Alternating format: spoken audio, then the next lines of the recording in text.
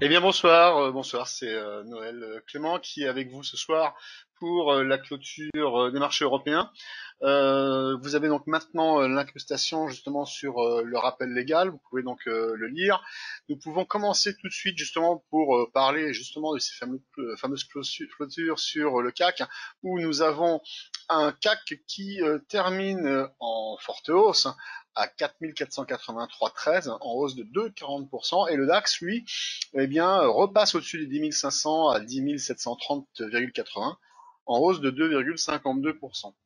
Alors c'est vrai que fondamentalement, nous avons aujourd'hui donc des statistiques qui sont assez contradictoires, on va dire relativement contradictoires, puisque par exemple, le PMI des services qui est ressorti donc à 26,7 alors qu'il était attendu donc à 27, c'est un peu moins bon, mais avec tout ce que l'on a pu connaître précédemment, c'est quelque chose qui peut apparaître comme étant une bonne nouvelle, puisqu'il n'y a pas des gros décalages, des forts décalages qu'il y avait donc auparavant. Par contre, au niveau des importations, on s'est rendu compte que les importations donc américaines donc ont baissé donc et sont sorties donc à 15 400 milliards. Et c'est vrai que sur le mois précédent donc il devait normalement atteindre 232 milliards. C'est sûr que c'est un écart important. Et ce qui est aussi important, c'est de voir que les exportations ont elles également donc fortement baissé. Et lorsque on voit donc une économie qui veut repartir, forcément donc les deux être en berne ne plaident pas donc pour une économie qui va repartir très fort de l'avant. Pourtant, les marchés rebondissent d'une façon assez conséquente. Lorsque l'on regarde donc l'indice ISM, lui aussi non manufacturier, il chute à 41,8 alors que le mois précédent donc il était donc à 52,5.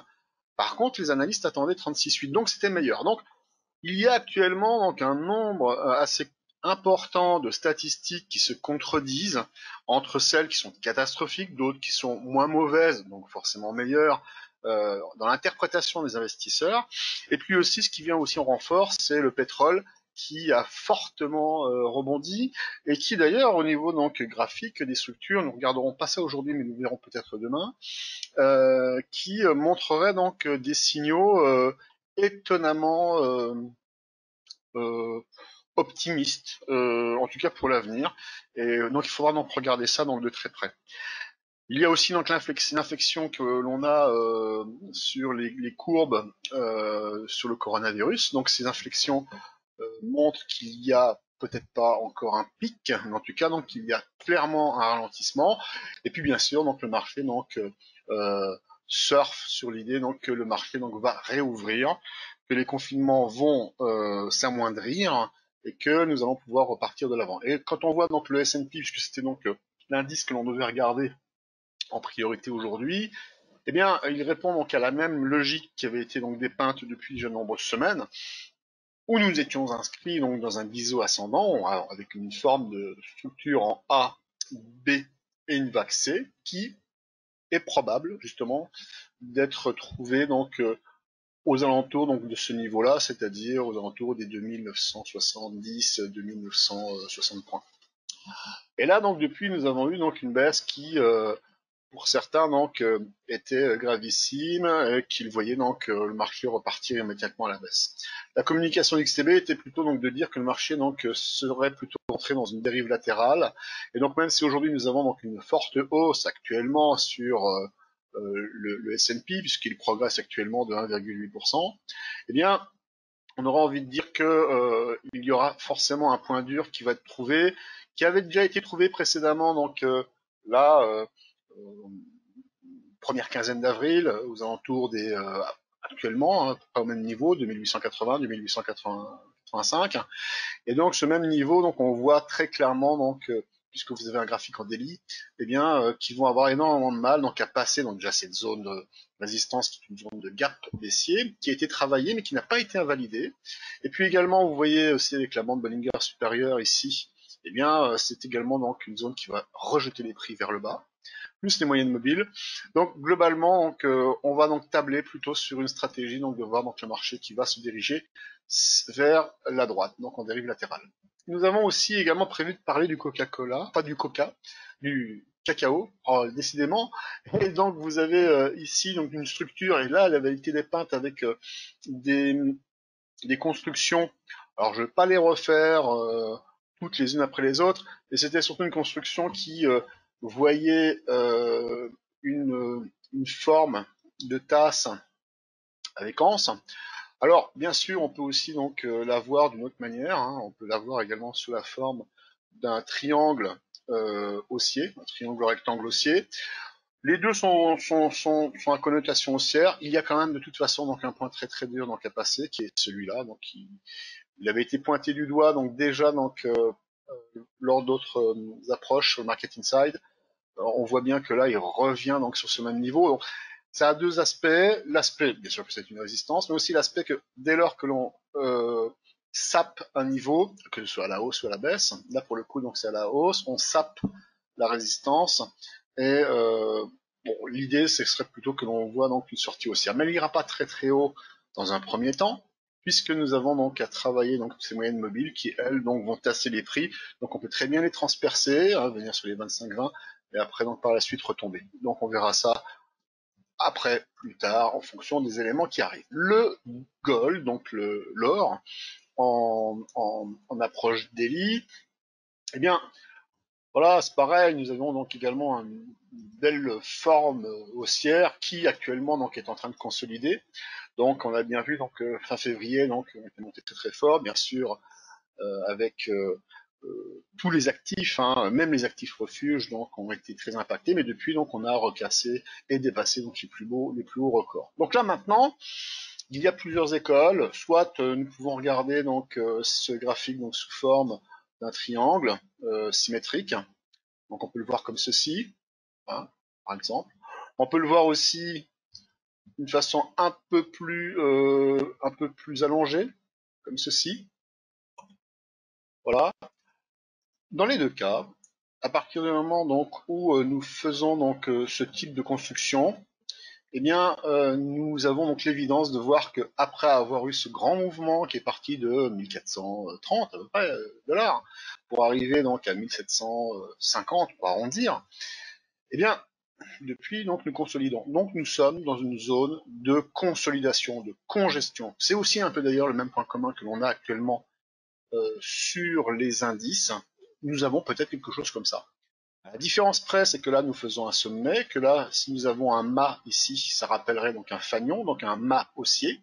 Donc la sortie devrait être donc normalement vers le haut. La différence avec le marché, c'est que la plupart des indices, donc eux, ont eu une baisse. Ils ont eu donc une hausse et le mât donc se trouve ici et donc nous aurions plutôt donc l'orientation donc à la baisse avec un mât baissier.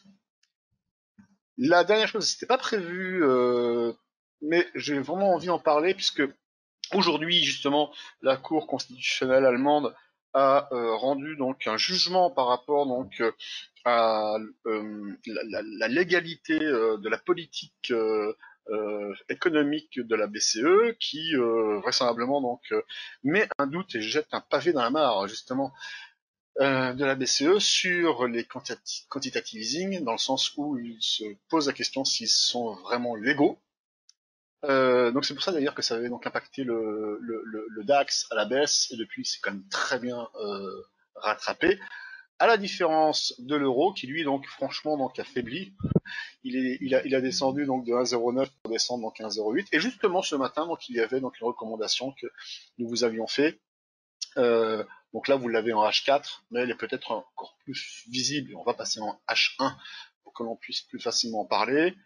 Eh bien, tout simplement, donc forcément, dans un premier temps, lorsque ça a été rendu, eh bien, nous avons eu donc un aspect haussier parce que c'était donc un vote euh,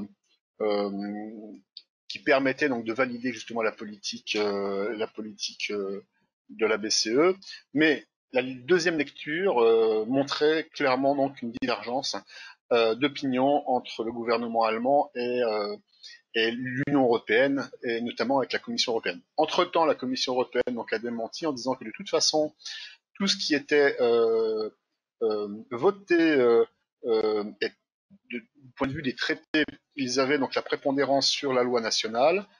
Bon, ce qui veut tout simplement dire que tout ce qui est fait du point de vue national et qui est a priori donc non en accord, du point de vue donc souverain, passe après la décision européenne. Donc ça veut dire que là actuellement on est dans le plus grand flou, mais on voit quand même au niveau donc de l'euro qu'il a eu donc un véritable impact baissier et ça dénote quand même avec la l'unité et la constitution donc européenne que l'on aura envie de voir donc justement forte dans une situation donc de crise sanitaire aussi faible. Et justement, cette baisse-là, elle est arrivée pile poil au moment où nous avons eu donc ce rendu. Et la proposition qui vous a été faite sur l'analyse de ce matin, elle a été faite à 9h45. Donc si on passe en 15 minutes, bon, vous allez voir qu'effectivement, il fallait être très rapide pour rentrer sur la position, puisque 9h45, c'est cette bougie-là. Et donc forcément, donc à partir de là, donc on pouvait aller chercher donc la zone qui vous était proposée, qui était entre 1,0899, c'est-à-dire ici, et 1,09. Donc nous sommes bien allés chercher donc cette zone et après immédiatement par la suite, les 15 minutes après et les 15 suivantes, en fin de compte en une heure, eh bien les deux objectifs ont été atteints, qui étaient 1,08 636 et 1,08 368. Voilà, j'en fais pas plus. Je vous souhaite une bonne fin de journée. Et donc Market Insight va évoluer avec un peu plus d'analyse fondamentale. Et je vous serais donc vraiment très reconnaissant si vous pouviez donc mettre votre point de vue si c'est quelque chose qui va dans votre sens et si vous avez envie donc de le voir se développer encore plus, peut-être avec des images également, pourquoi pas, qui pourraient étayer justement l'analyse fondamentale en plus donc des analyses graphiques que vous avez lors du Market Insight. Voilà, merci et bonne soirée, à demain, au revoir.